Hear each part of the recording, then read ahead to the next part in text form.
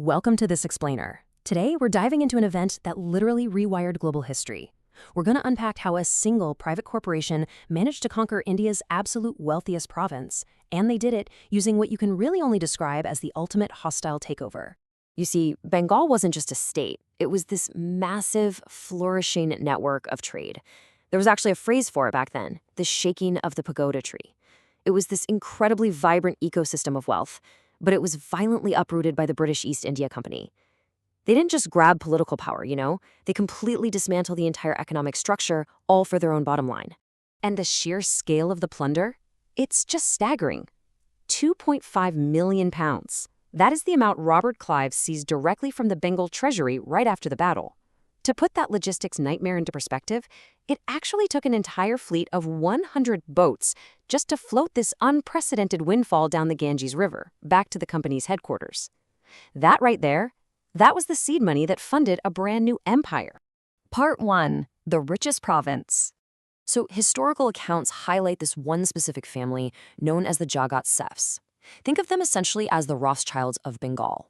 They acted as a massive central bank that basically controlled the entire regional economy. Before 1757, Bengal was this incredible global sink for foreign silver. Wealth poured in, and it rarely ever left.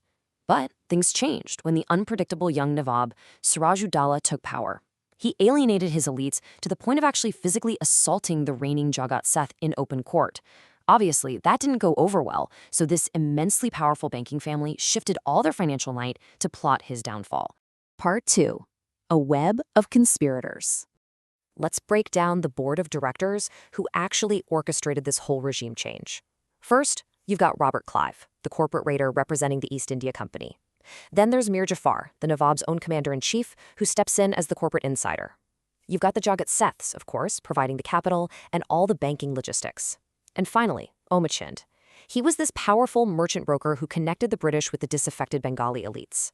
It's wild because personal grievances and just pure sheer greed united all these different players in one singular mission. It's crazy to see how fast this escalated. Back in June of 1756, the Nawab seizes the British settlement in Calcutta. This includes the infamous Black Hole incident. Fast forward to January 1757, and Clive's forces recapture the city.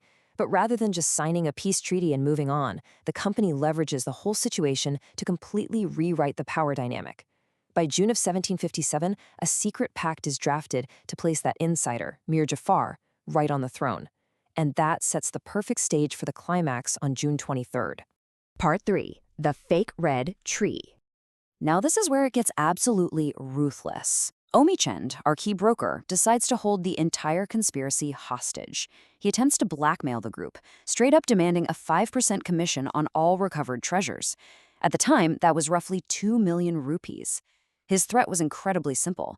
Agree to my massive cut, or I'm going to expose this entire plot to the Nawab and get you all killed. So how do you handle that kind of blackmail? Well, Robert Clive literally drafts 2 different treaties. The authentic one, written on regular white paper, leaves Omachand out entirely. But the fake one, drafted on red paper, promises Omachand his massive commission. When Admiral Watson actually refused to sign this fraudulent document, Clive simply forged his signature. Yeah, he secured Omachand's silence with a piece of fake paper. It is an absolutely stunning display of corporate deception. Part 4. A battle bought. Now we can see exactly how the East India Company won the Battle of Plassey before a single cannon was even fired. Step 1. The Nawab alienated his key stakeholders. Step 2. The company secured vital logistics and funding from those Jagat Seth bankers. And Step 3. They negotiated a secret contract to buy off Mir Jafar, the Nawab's top general. This wasn't a traditional military struggle at all. It was a finalized corporate acquisition, just executed on a battlefield. Despite some incredible bravery on the field from loyalists like Mir Madan, who literally died fighting for the Nawab, internal betrayal and corporate financing mathematically sealed the Nawab's fate. Mir Jafar and his massive contingent of troops, they simply stood by and refused to engage. The battle was really just the physical stage where a pre-written contract was fulfilled.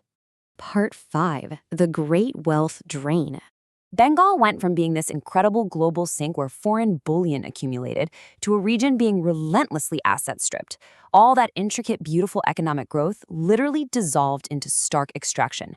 This massive outward flow of capital from India provided the critical liquidity that actually helped fuel the British Industrial Revolution. The immediate aftermath was, understandably, highly profitable for the raiders. Clive's personal fortune absolutely soared to £234,000, making him the richest self-made man in Europe at the time. But more importantly for history, the East India Company eventually gained Diwani, which were the tax collection rights over millions of people. Overnight, they transformed from a mere trading company into a full-blown imperial power.